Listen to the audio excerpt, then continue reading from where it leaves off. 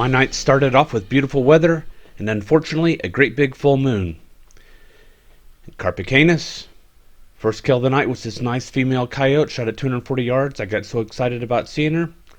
I never turned on the recorder, but the Spear TNT bullets certainly did the trick. And carpe sus. On the previous night, I spotted hogs in this pasture and made a long blind stalk towards the hogs. Lost them in the process. And so I returned in hopes of catching this group. Now I want you to compare the thermal conditions of this night with the temperature, about 77% humidity, and look how washed out everything is compared to my hunt. Looking at almost the same area from almost the same position, and notice how much more definition you can see in the trees in the background and in the foreground.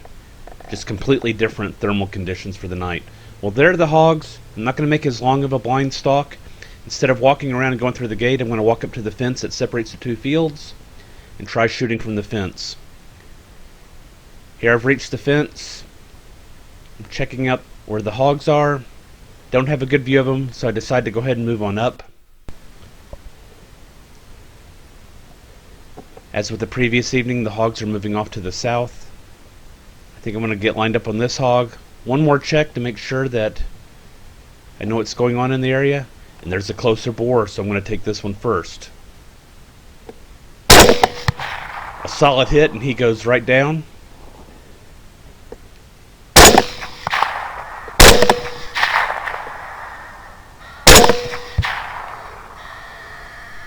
No more targets. And a finishing shot on the south. And she is done. I check back on the boar. He's doing the curly shuffle. I consider shooting him again, but I figure it's a solid shot, no need to shoot him. And that was my mistake, breaking my rule that when in doubt, go ahead and shoot him again. So as I'm walking up, this is what I see. He's moving, but his front legs don't work. So I put a shot into him, and then another, and that does him in. He came in at 220 pounds, a good-sized boar, and a little bit stinky. The first shot entered here, a little bit high on the neck. It would have been better if it would have been a couple inches lower, about right here, in order to hit the spine directly. Instead, the shot just seemed to stun him.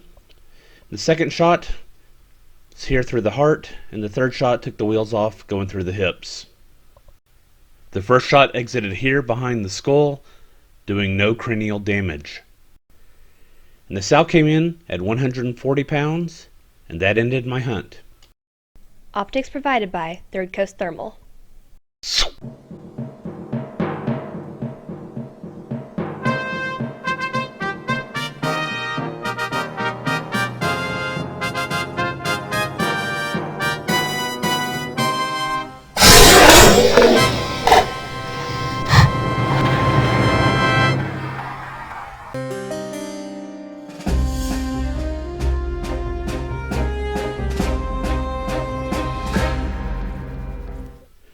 Carpe sus, my friends.